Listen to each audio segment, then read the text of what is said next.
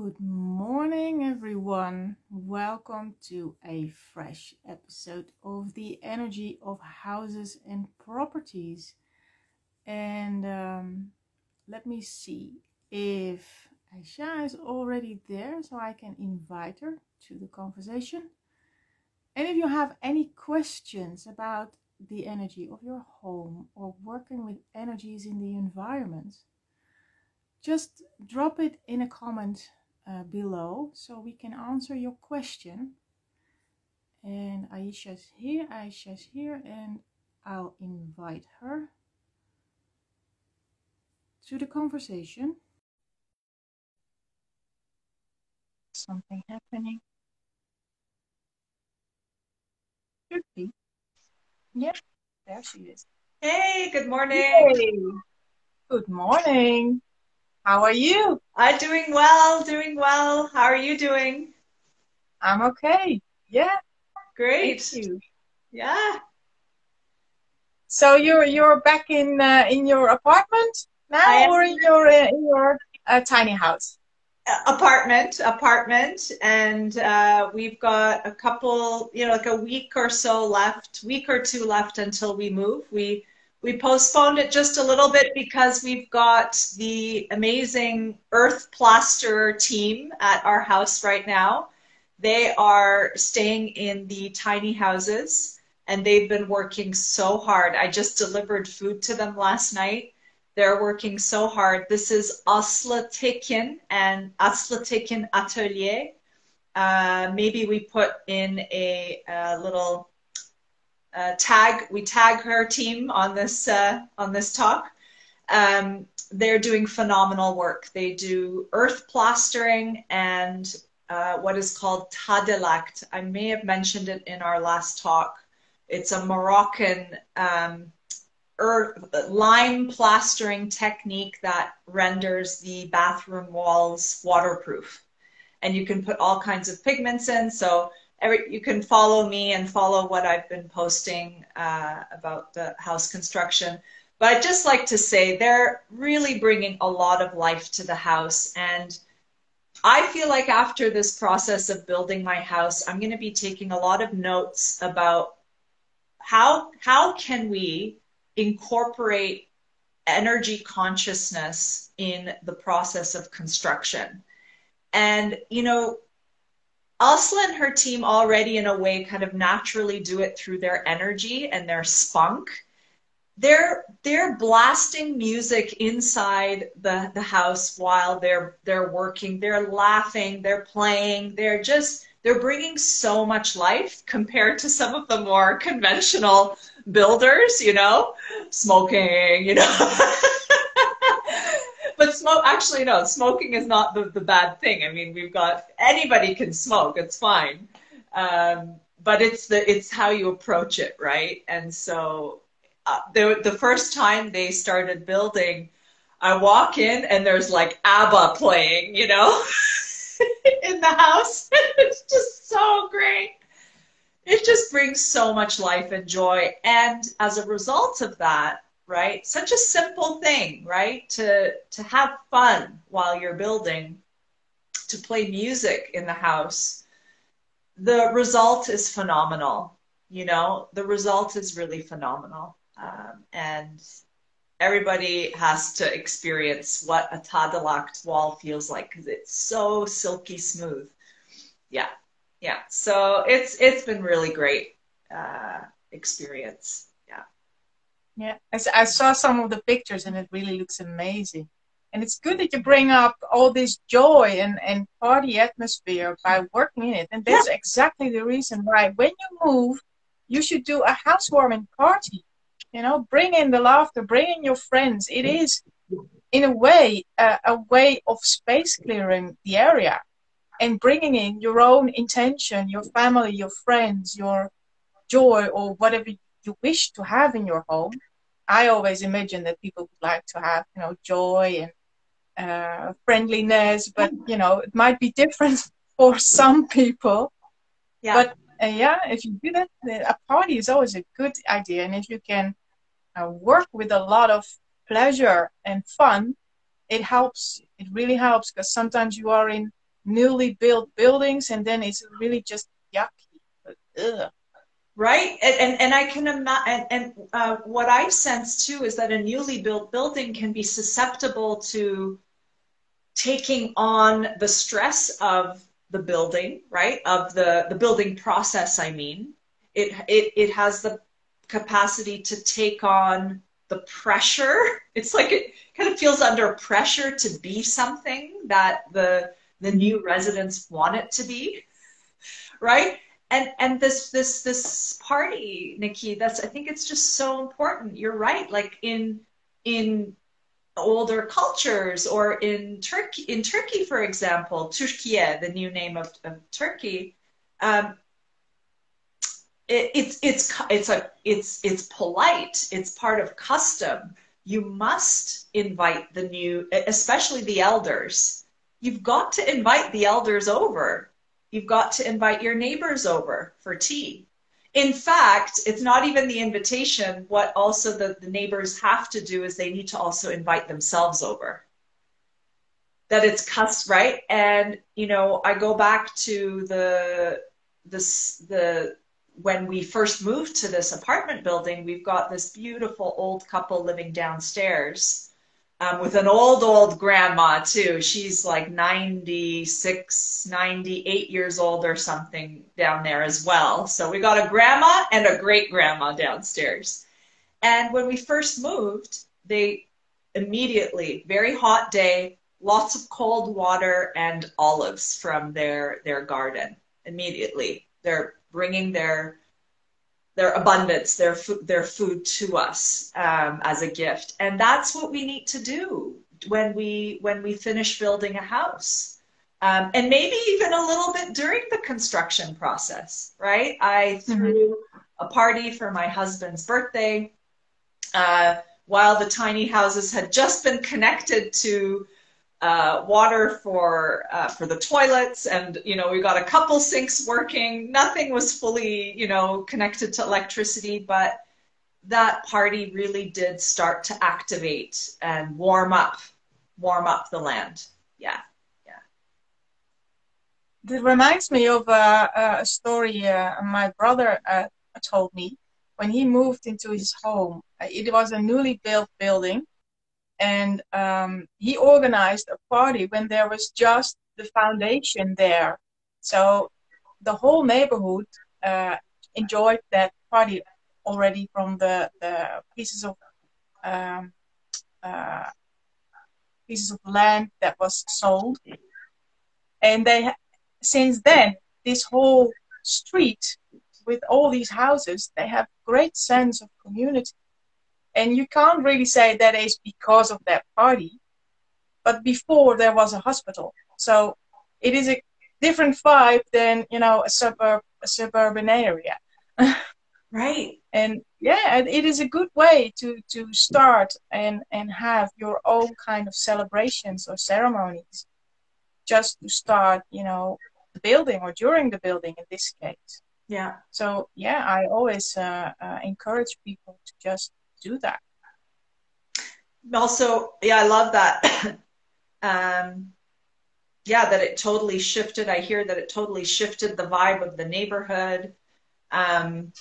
Also, what comes up for me is we tend to, just regarding neighbors, we've talked about bad neighbors in one of our previous episodes. Whoever missed that episode should go back. I'm not sure who hosted, if it was you or me, to watch that episode. But we have a tendency to make assumptions about our neighbors if we don't know them well. And a party is a great way to also break old patterns about people. It's like this neighbor talks about that neighbor in this way, and oh, this happened, and a little bit of what we say dedikodu in Turkish, which is like gossip, right? And gossip has the capacity to really create a beast of its own, right? Like a thought form hovering around and actually controlling people and reality, okay? It's this big ball of gossip, right? And I find that throwing a party and inviting people over and those neighbors, all of them together, right, will also help to break the pattern just by inviting them over to the party so that they get to know each other or we get to know them and hopefully break some of the assumptions, right, about each other. Yeah. Could that also be one of the reasons why it is customs that you invite yourself over to the neighbor? Yeah, I mean, there's in Turkey, we invite ourselves over, especially to the elders, especially to the older, our relatives, or even no, when someone moves in, we bring a housewarming gift, right? I really feel like there's something of the ancient knowledge in there about warming up the house, right? With that abundance, with that love, with getting to know each other. The group soul is very strong here still, right? And, you know, people care. They, you know, okay, not everybody. There's a lot of people who've lost that capacity, but the older people, you know, they wonder. It's like, oh, someone new is here. Can we help them? We'd like to meet them. Invite, you know, welcome them to the neighborhood. Yeah. Because here it would probably be considered as being rude. You know, with the Dutch, you have to leave before dinner starts. Rude. Exactly. Yeah. Yeah. And in Canada, in most, I mean, it depends. You know, Canada has so many different cultures living in Canada. It's a very international, at least closer to the Toronto area. But generally, no, you don't invite people. You don't invite yourself over. You don't. Yeah. Yeah. So it's very different. I'm curious if I see a Yasim in here. If she's open to sharing her experiences. I've never met you, but yeah. So, and it's changing. There are some sad parts about that too, you know, that it is changing and people are more selfish and not caring about their neighbors. And what's interesting too to look at is the development of Merhaba Yasemin, hi. What's interesting to also look at from the architectural perspective, and this is really important to take a look at how what we call certain housing, I want to say prototypes, but there's a different housing types, typologies, that's the architectural term. Different housing typologies, the energies behind it, and what they will encourage or discourage in terms of social dynamics. So, for example, we could look at the Dutch housing typology. Typically, let's take a look at Amsterdam, okay? We've got a street that has, is this correct, about 4 to 5 story buildings? Yeah, 3, 4, 5. 3, 4, 5. We're not going at like 11 or 14 so much. No, not in the center, not the old city center, definitely not. City centers, exactly. 4 to 4. Right. Yeah. So let's start with there. Imagine yourself walking down the street of this typology. There's a certain, if you look at the section of the street is at a certain proportion. There's enough space for the bike lanes. There's pretty good space for the sidewalks, I'm assuming, right? The last time I was there, it was fairly comfortable as a pedestrian to walk down the sidewalk. We've got enough room for 2 cars to pass. Let's look at the void first, the empty space there, okay?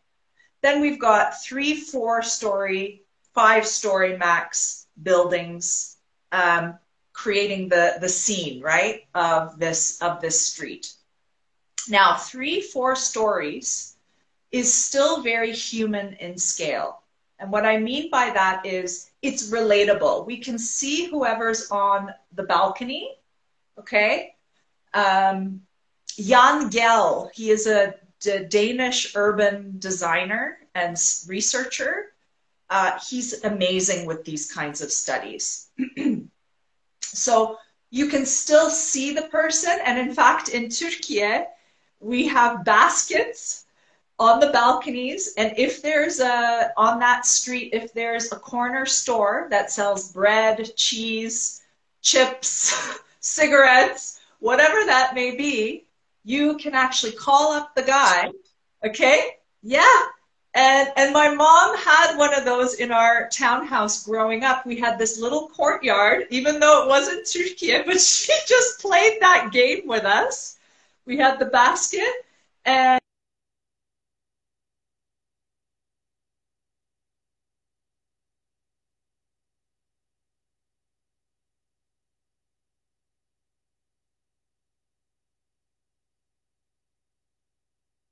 with the things, the items you need, and you pay him later, or now everything is so advanced that you can just like send him a bank transfer or whatever. So the contact is still there. Okay, so there is the street feels good and for the human scale. And added to that, another layer, not in all districts, I'm giving an example of a European older district like Amsterdam. Then you get shops, right, on the ground floor, studios. Not all neighborhoods. I know some of them are still residential on the ground floor as well, but we're looking more in the city typology here. That adds more layers, right?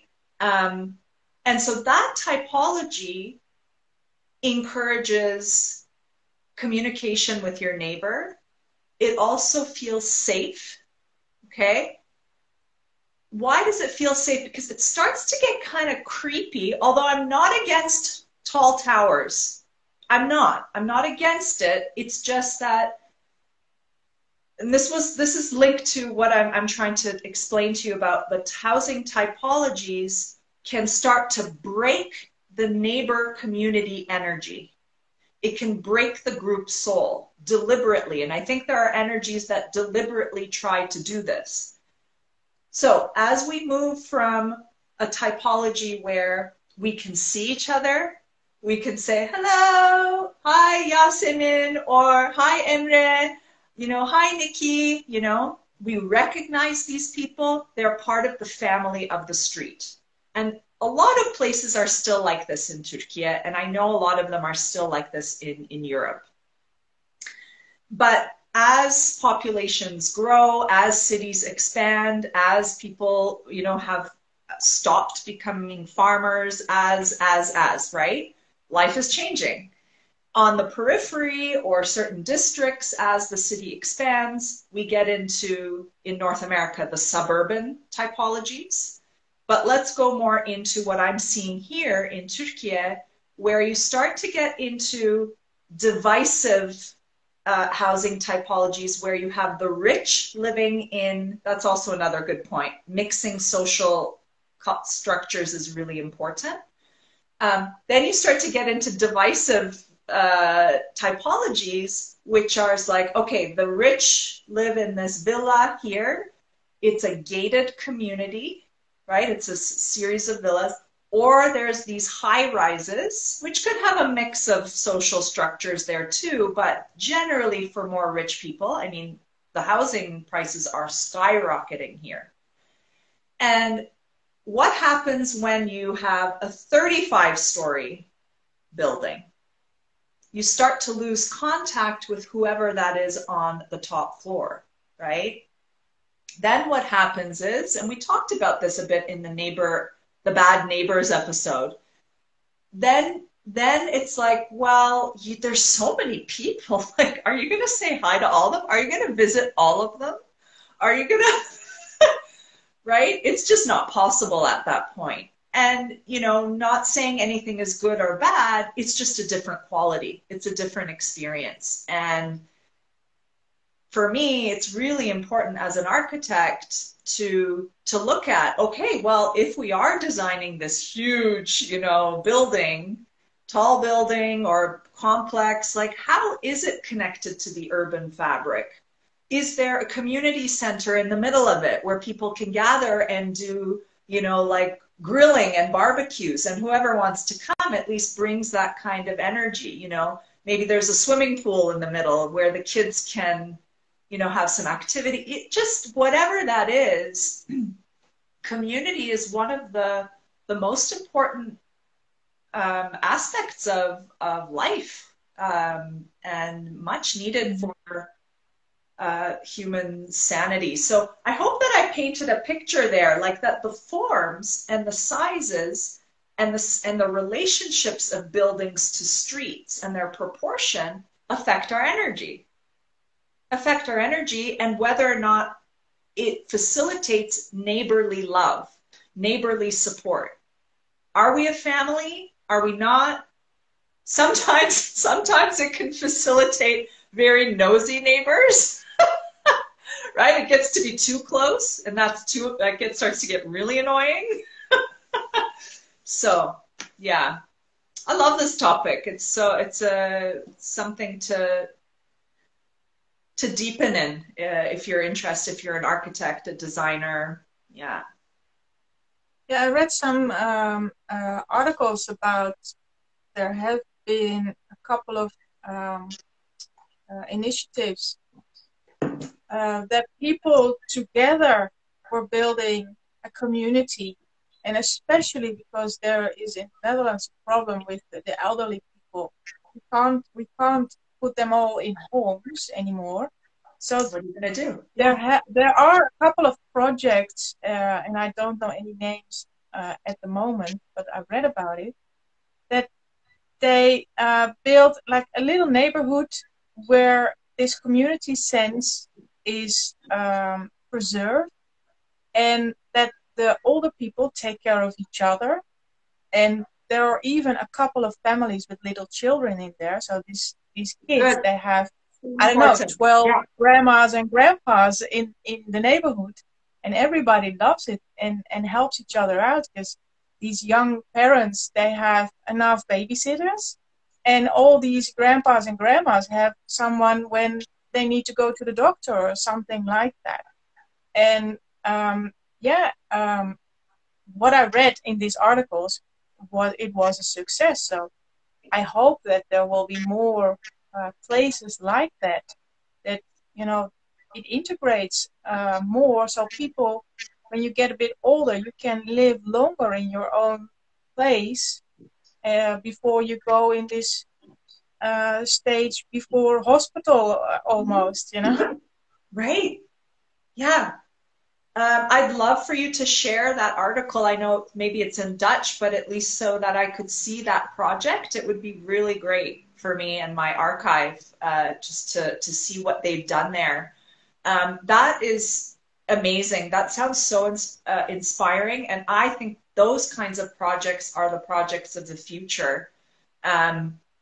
Bringing back actually the ancient wisdom, the indigenous communities, a lot of the children were raised by their grandparents, by the elders, because the parents were out working, right? They're out doing things. They're out making things, hunting. Maybe at a certain point there was some agriculture going on as well, before, you know, and then getting prepping for migration. I mean, just whatever all that is.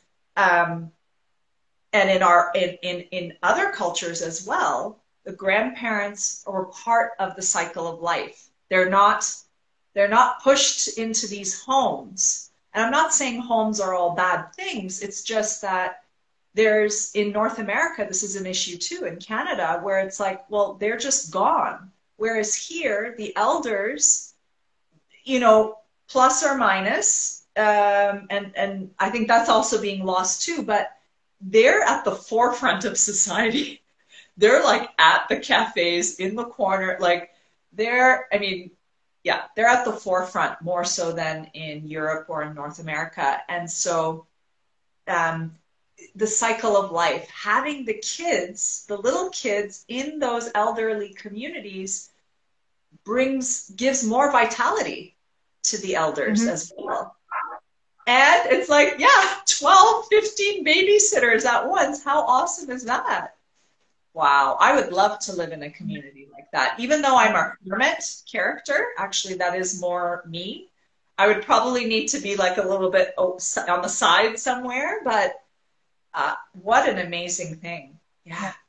It's called Knarrenhof, Fenneke is telling us. It's indeed, that's the name, Knarrenhof. A knar is a bit of slang for an elderly person. Right. Okay, like just an old guy, an old woman. Yeah. Yeah. Right? Yeah. Yeah. Yeah, and I tend to see in the big cities or the huge skyscrapers where people live, there is a huge loss of connection with Earth. Yeah. And it's not just because of the height, because it's very much possible to connect with Gaia from the 30th floor, but people don't do that.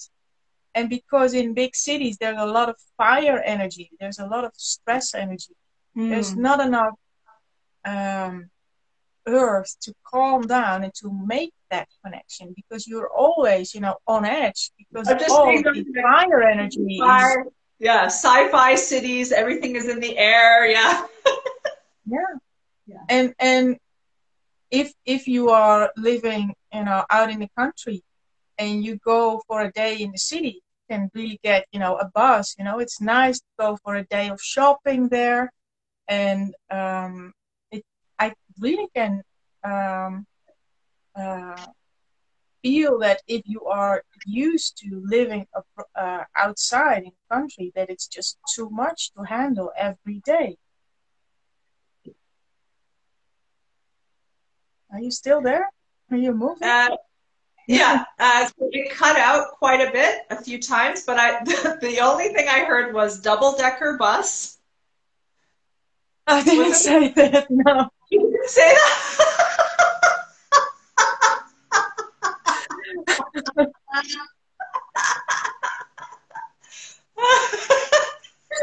No, I was going on about when you live outside in the country and you go into town into the big city for a day of shopping, right? That you can really get a buzz, a good feeling because of this fire energy. It's like an extra boost you're going to get from the city. But if you are in the city for maybe a week or so, that when you are used to the country, it can be too much because it's so much fire energy, and your system is just not used to handling that. Right. And the other way around, if you're a city person and you go outside in the country, you get confronted with all these earthy energies, water. There's more calm. There's not always all this stress from all these pointy buildings around you. That you get either really tired, or you just have the opportunity to rest, and we connect that to the feeling of holiday. But it is maybe not just because of holiday you're out of your usual daily activities. It's also because you are confronted with a different kind of energy. You just move spaces. Yeah. Well, I've certainly felt that for sure when I was living in Istanbul. Istanbul is a huge city, one of the biggest in the world. How many million is it? I don't know if Yasemin is in Istanbul or not, but there's a lot of people there. Huge city. And I remember always having a love-hate relationship with that city. You want to be there, there's the fire, it's like amazing, and then you're just like cursing it by the end of the day, because it's draining and tiring, and it can be very challenging to live there full time. I mean, there are pockets of calm and districts that are more calming than others, but that's a really good way of looking at that, right? Tuning into the elements and the quality that cities do have a lot of fire. Yeah.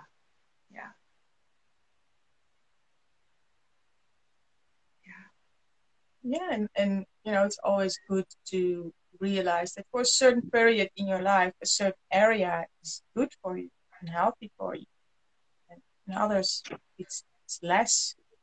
And then it's really important that at least your own home is a personal power place, so you are protected from all whatever is going on outside of your home, and that you exclude the energies from your home where you sleep, an hour or 8 a day, that you get well rested because you are not bothered by all these extra energies you find difficult to deal with. And for everyone, that is different. There is a tendency for calmness and rest, but it's not the same for everyone. What you would like to invite in your home. Just by visiting other people's places, you will notice that it's different everywhere. Yeah. Yeah, like some people may have felt like they've been slumbering for too long and they need not the calm, but they need the power, the fire, a boost. Maybe they need certain spaces in their home to do that, to activate something within them, to wake them up, right? Whereas some rooms or some areas of the property may really be needed for the grounding and the calm and the peace and the quiet. And of course, it can change exactly from person to person within the same family. And yeah. Amazing. Have we got any questions, maybe? I think Yasmin had a huge comment a while back. Right. Okay. Yes, you're right. Also, village people wondering news people's life. Right. Wondering about the news of people's life because they're feeding like their magazine. Yeah, exactly. I love that. That's so true. It's like the news, the gossip newspaper. Yeah, they need to gossip all the time because and that's actually why Turkish soap operas are like number one, almost number one compared to the Brazilian ones, like in the world. It's a whole industry.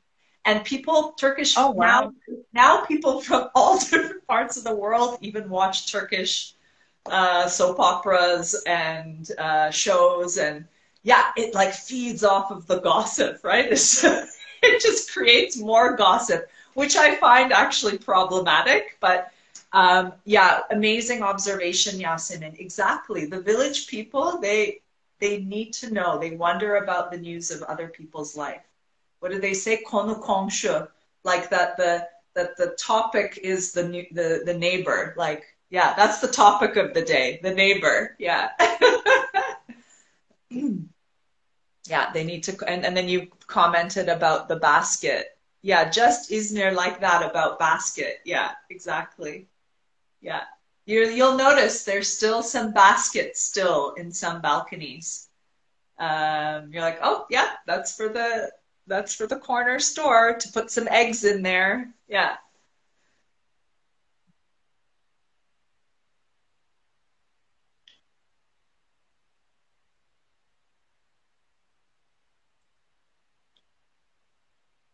Oh, that's wonderful. Fenneke is saying, I was last week in an elderly center with my granddaughter. She's 1 year old.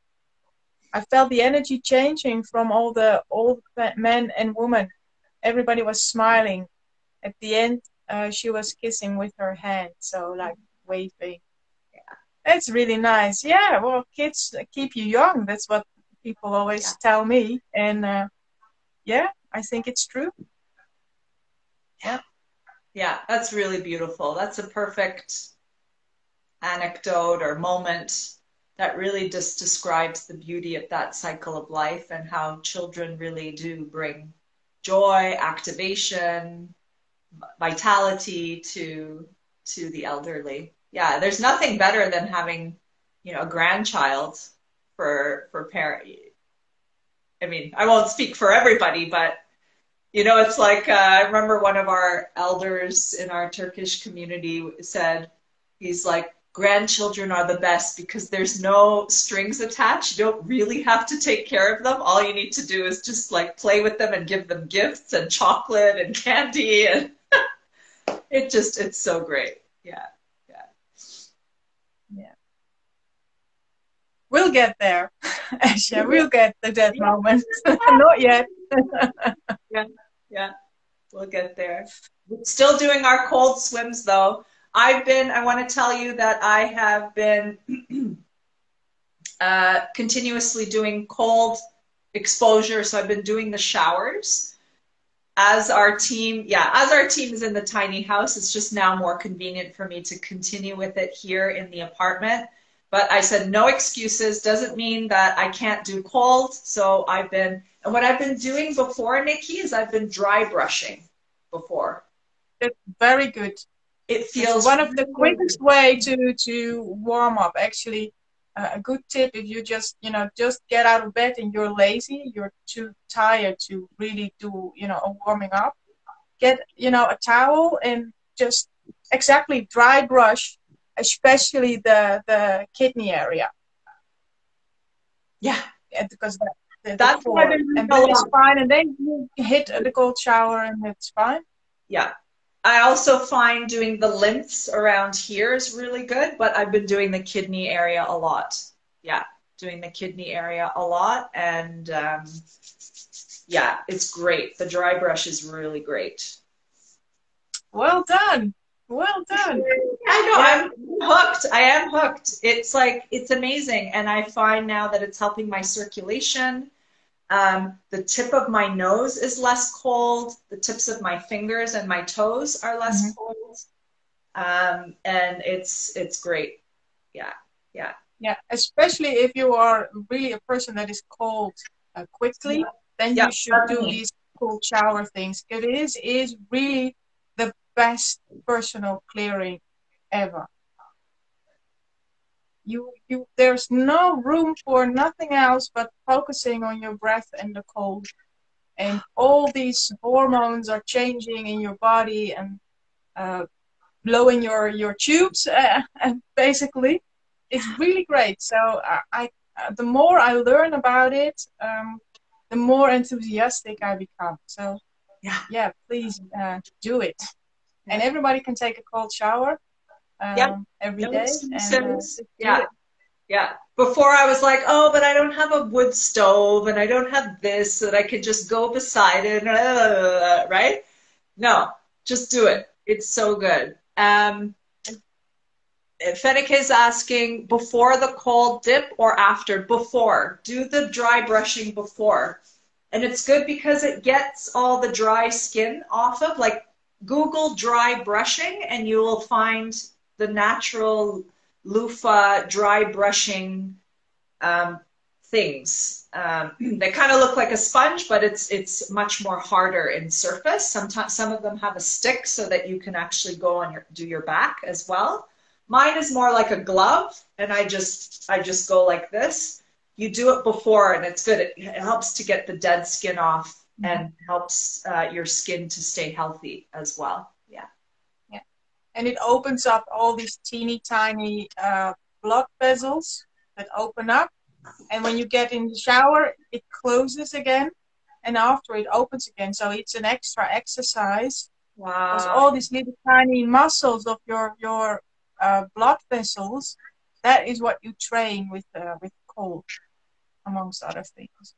So awesome. Really good. Yeah, Nikki, you're the best. Awesome. You've been such an inspiration to me, really. And it's without you, I wouldn't have been able to get up the courage and the, just like do it. By watching you, I've stepped into this, and I'm so grateful, and I'm loving it. Yeah. Yeah. Well, it's fantastic to hear. I can't tell it enough, because it's so good for your health, and more research needs to be done. But there are so many scientific pointers. Yeah, it's not proven yet, because the groups are really small, and there is a lot of anecdotal evidence, but there is really, really good signs that it really is helpful. Yeah. So yeah. Awesome. Yeah, keep up the good work and spread the word. Get your family to do it. Get the whole neighborhood to do it. have a cold party.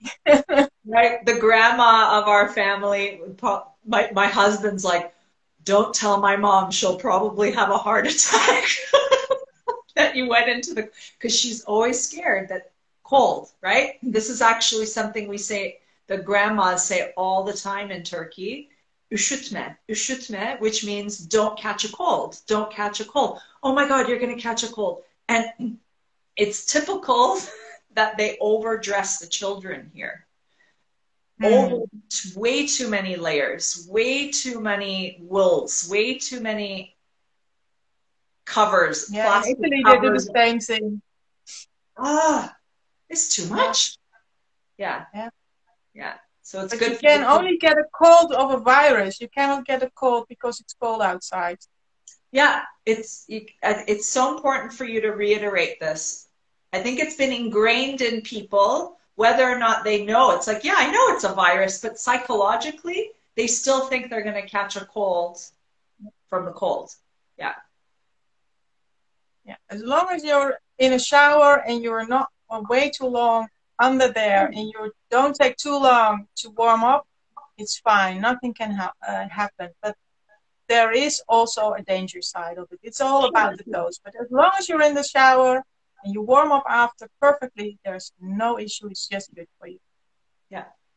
Yeah. And Yasemin says, aman üşüme, aman terleme. So in Turkish, that's, oh, aman, don't get cold. Oh my God, don't sweat. Oh my God, don't do this. It's just like, can I be human? Yeah. Yeah. It's all out of love though. They love us so much, the grandmas in Turkey. They really love us. Well, Nicky, this was an amazing talk again. Yeah, it's always, a surprise what comes up. Yeah. We just keep on doing them. So keep sending us questions if you have any. And otherwise, we'll just, find another thing to talk about. Yeah. Yeah. I think this is inspiring me to get back into studying some of these housing typologies and looking at like observing. I think it's really good for all of us to do that, especially if you're an architect or designer, someone who's into feng shui, geomancy, you're dealing with people's properties, dealing with the land, places, the spirit of place, to really, with a clear, objective perspective, observe and do some case studies of neighborhoods, of places, of houses. Does this house feel welcoming? Is there an energy that's kind of blocking the flow? Without having, just listen to your intuition and do a sketch, right? Of the environments around you, the buildings, the places, and notice what they're doing. Take note what happens to your body, because it's really different if you walk through a narrow street or through a really wide street. It's some basic energy dynamics that you really can experience. When you do your grocery shopping, you just have to switch your consciousness towards that, and you will learn so much from your daily walk with the dog or your daily grocery shopping trip. Use it to your advantage and get out all your senses and tentacles to feel and experience, because how you experience something doesn't necessarily mean another person experiences exactly the same thing, but there's always a general consensus. We all have an idea about what it feels like to walk through a narrow street, right, or a wide street, but make sure you are aware of what happens in your body. Where do I feel sensations? Because that differs from person to person. Yeah. Yeah. Thanks, and Nicky. let us know. Tell us about it. Yeah. Yeah, exactly. Tell us about your experience. Maybe we need to do some kind of challenge in the new year or something. Yeah. Challenge or some kind of a online expedition through places and spaces. All right. Yeah. Let that simmer for a while. Yeah. Right. So great. Have a good day. Thanks everybody for watching. And good to see you again. Thank you, Aisha. Nice to be on the show again in your zone. Digital For hosting. spaces. Yeah. All right. Okay. Bye bye, everyone. Bye.